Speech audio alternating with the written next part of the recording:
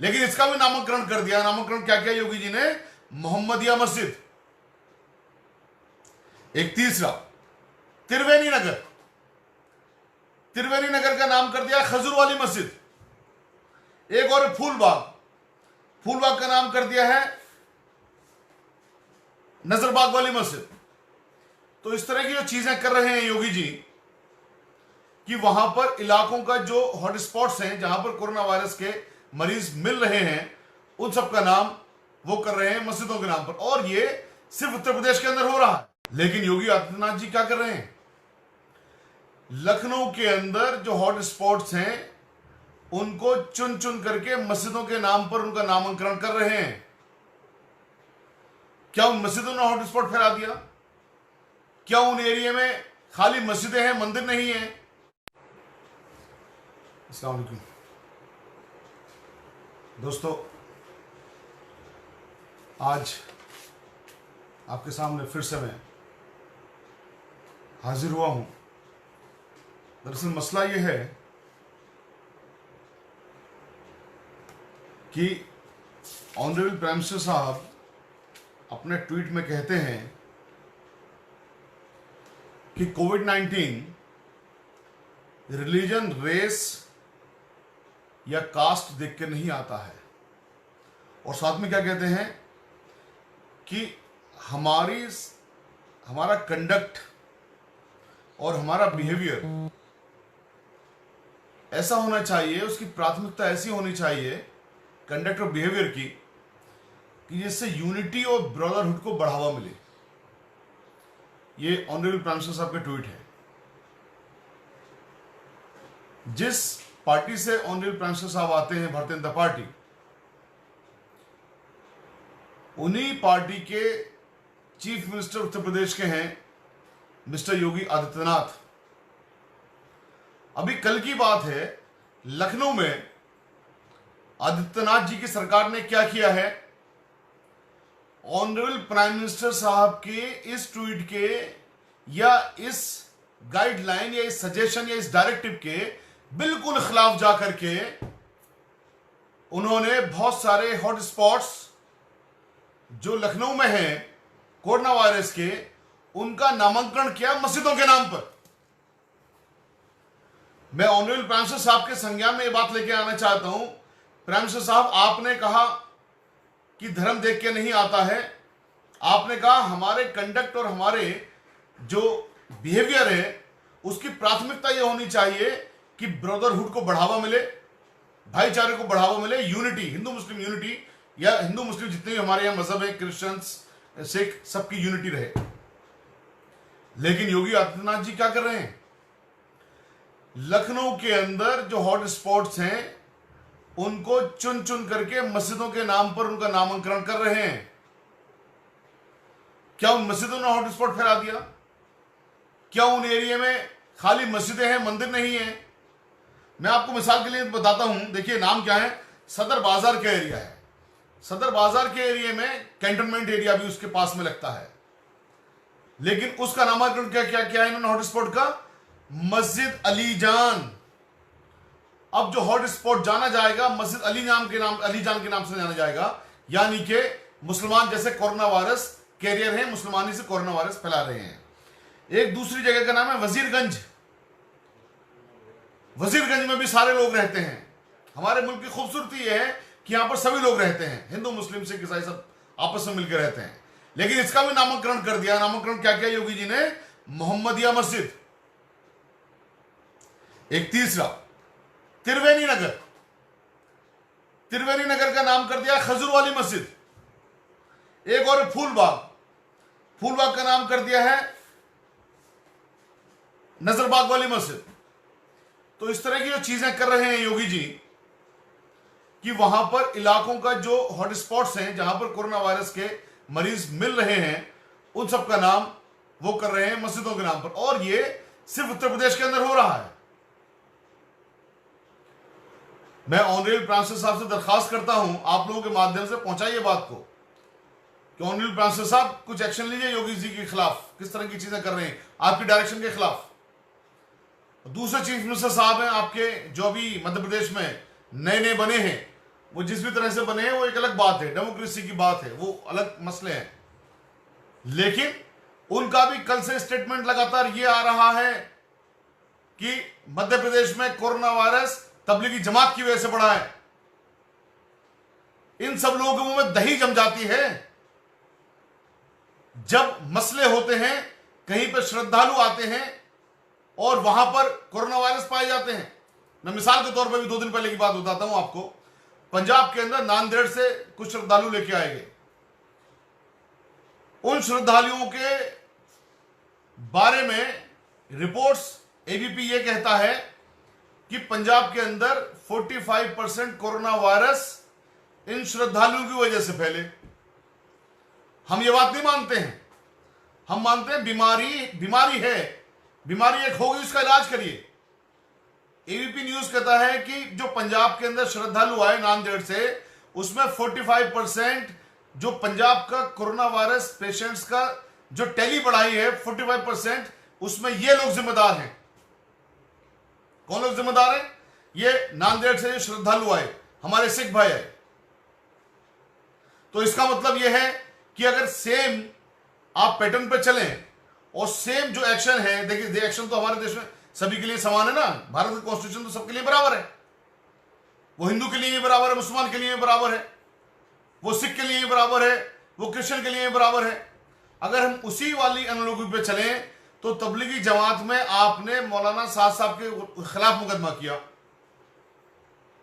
तबलीगी जमात में मिले, तो नांदेड़ से इनको पंजाब में जो लेके आया गया, कोरोना वायरस के जो कैरियर्स को लेके आया गया, वो कैप्टन अमरिंदर साहब लेके आए, या जो यूनियन मिनिस्टर हैं, इनका क्या नाम है, हरसिमरत कौर बादल जी लेके आए। तो क्या इनके खिलाफ भी मुकदमा करेंगे आप क्रिमिनल? चूंकि इनके खिलाफ कोई मुकदमा नहीं हो सकता है, दरअसल बीमारी कोई पैदा नहीं कर रहा है, बीमारी जानबूझकर को बढ़ा भी नहीं रहा है, ये एक एक्ट ऑफ गॉड है। तो फिर तबलीगी जमात को निशाना क्यों बनाया गया है? या तबलीगी जमात के जो लोग हैं, जितने जुड़े हुए हैं, उनको क्यों निशाना बनाया गया है? और अगर तबलीगी जमात को सही तरीके से निशाना बनाया जा रहा है तो फिर इन लोगों को क्यों छोड़ा जा रहा है? एक ही मुल्क में 2 कानून थोड़े ना चलेंगे, और वो भी धर्म के आधार पर। तो यहां भी मैं ऑनरेबल प्राइम मिनिस्टर साहब का जो ट्वीट है कि वो धर्म, जाति या बाउंड्री या कास्ट देख के नहीं आ रहा है, और यहां पर हमारा कंडक्ट और हमारा बिहेवियर, हमारी यूनिटी और हमारे भाईचारे को बढ़ावा देने वाला होना चाहिए। तो मैं गुजारिश करूंगा ऑनरेबल प्राइम मिनिस्टर साहब से कि या तो इसमें एफआईआर रद्द करवाइए जो तबलीगी जमात के खिलाफ हुई है, या फिर वहां भी एफआईआर करवाने का ऑर्डर कीजिए वहां के चीफ मिनिस्टर साहब के खिलाफ पंजाब के, और जो आपकी यूनियन मिनिस्टर है उनको मिनिस्ट्री से निकालिए, और योगी साहब के खिलाफ भी आप मुकदमा दर्ज करवाइए। मैं ऑनरेबल प्राइम मिनिस्टर साहब से गुजारिश करता हूं। नामांकन किस बेस पर कराया जा रहा है? दोस्तों, दूसरा पहलू है दिल्ली में जो लगातार गिरफ्तारियां हो रही हैं इस कोविड-19 के वक्त में। वो एक कानून है जो 2 अगस्त 2019 को 2 सेक्शंस में अमेंडमेंट किया गया। यूएपीए कानून को अमेंड किया गया 2 अगस्त 2019 को, जिसमें यह कहा गया कि साहब पहले तो एसोसिएशन ही हो सकती थी सिर्फ टेररिस्ट की जमात, अब कोई एक इंडिविजुअल भी टेररिस्ट को हम शामिल कर सकते हैं। सेक्शन 35 में कोई रीजन बताने की जरूरत नहीं है पुलिस को। और इस अमेंडमेंट को, चूंकि ये अमेंडमेंट बहुत घातक है हमारी डेमोक्रेसी के लिए, यहां पर एक अंदेशा यह है कि सब डिसेंट की आवाज को दबाने के लिए इसका मिसयूज ना किया जाए, इसलिए इसके खिलाफ 2 पिटीशन ऑनरेबल सुप्रीम कोर्ट में फाइल हुई। एक पिटीशन फाइल की association for protection of civil rights यानी एपीसीआर ने, और एक पिटीशन फाइल करी अवस्थी जी ने, सजल अवस्थी ने सुप्रीम कोर्ट में, और इस कानून को चैलेंज किया यह कहकर कि यह कानून वायलेटिव है आर्टिकल 14, आर्टिकल 15, आर्टिकल 19, आर्टिकल 21, बराबरी का, बोलने के अधिकार का, लाइफ का, यह वायलेशन करता है ये अमेंडमेंट, इसलिए इसको रद्द किया जाना चाहिए। सितंबर पर ऑनरेबल सुप्रीम कोर्ट ने इस पर नोटिस भी किए, अभी तक इसकी समाप्त नहीं हुई है, अभी तक इस पर कोई फैसला नहीं आया है।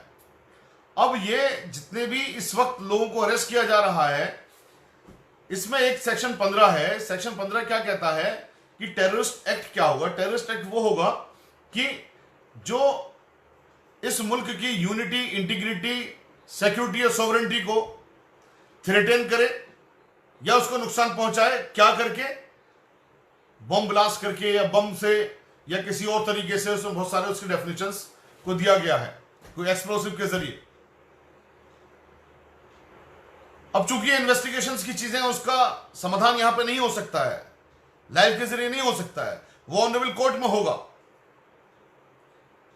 यहां पर यह बताने का मेरा मकसद यह है कि इस वक्त में जो गिरफ्तारियां हो रही हैं और जो एक शोर मच रहा है लोगों के अंदर कि साहब ये सीए प्रोटेस्टर्स को गिरफ्तार किया गया है और एक गलत तरीके से गिरफ्तार किया जा रहा है, आप यकीन रखिए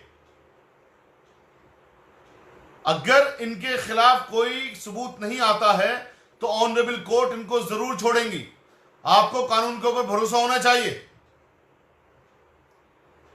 आप यकीन रखिए। देखिए, सब चीजें आपकी मर्जी से हो ऐसा नहीं होता है। सीए प्रोटेस्ट चले हैं, खूब तगड़े करके चले हैं, गवर्नमेंट को झुकाने की कोशिश की गई, गवर्नमेंट झुकी भी, कई जगह पीछे भी हटी। नॉर्थ ईस्ट दिल्ली में दंगे हुए, हमारा अपना मानना यह है कि दंगे हुए उन स्टेटमेंट की वजह से जो कपिल मिश्रा ने दिए, जो प्रवेश वर्मा ने दिए, जो अभय वर्मा ने दिए और जो बीजेपी के लीडरान ने दिए। वो नारे गोली मारो सालों को बहुत सबको मालूम है। लेकिन इस वक्त में जो इन्वेस्टिगेशन हो रही है, वो इन्वेस्टिगेशन हो रही है कि वो नॉर्थ ईस्ट के दंगे का लिंक कहीं इन लोगों से तो नहीं है जिनको गिरफ्तार किया गया है, जिसमें 2 स्टूडेंट हैं, मीरान हैदर और सरूफ अजहर। सरूफ अजहर प्रेग्नेंट भी है, 3 महीने की उनको प्रेगनेंसी है। और एक जामिया ओल्ड बॉयज एसोसिएशन के प्रेसिडेंट को पकड़ा गया है, शिफाउर रहमान। दोस्तों, मेरा कहना यह है कि कानून में भरोसा रखिए। अगर ये लोग बेगुनाह हैं तो इंशाअल्लाह ये बिल्कुल बाइज्जत बरी होकर आएंगे। पुलिस उनको बरी करेगी, पुलिस ने करेगी तो ऑनरेबल कोर्ट बैठी है। कानून पर भरोसा रखिए, आप लोग कानून पर भरोसा रखिए। मैं बार बार कह रहा हूं, कानून पर भरोसा रखिए। कानून हमारा बहुत तगड़ा है, बहुत ताकतवर है कानून हमारा। और ये कानून की वजह है जो इतने सारे लोग बरी भी होते हैं। आपकी जो परेशानी वो ये है कि आज जो इज्जत चली जाएगी वो इज्जत वापस कैसे आएगी? यस, इस चीज का जवाब कानून के पास भी नहीं है कि जो इज्जत आज चली जाएगी, कल वो लोग बरी हो जाते हैं तो उनकी इज्जत कहां से आएगी? यही बात हमने मौलाना साहब के मसले में भी कही कि आज जो मीडिया बदनाम करने का काम कर रही है ना, आतंकी कह रही है और तमाम तरह की भाषा का इस्तेमाल कर रही है, कल को जब ये बरी हो जाएंगे अगर, तो फिर इनकी इज्जत कैसे वापस करेंगे? वो सेम प्रिंसिपल यहां भी है। लेकिन फिर भी इन्वेस्टिगेशन होनी है। इन्वेस्टिगेशन को ऑनरेबल सुप्रीम कोर्ट भी नहीं रोक सकती है। इन्वेस्टिगेशन को कोई नहीं रोक सकता है। इन्वेस्टिगेशन जो हो रही है, इन्वेस्टिगेशन होंगी और हम भी स्वागत करते हैं इन्वेस्टिगेशन हो। पूरी तरह से कॉपरेट हर इंसान करे, जिस भी इंसान से इन्वेस्टिगेशंस में इन्वेस्टिगेशन ज्वाइन करने के लिए कहा जाए।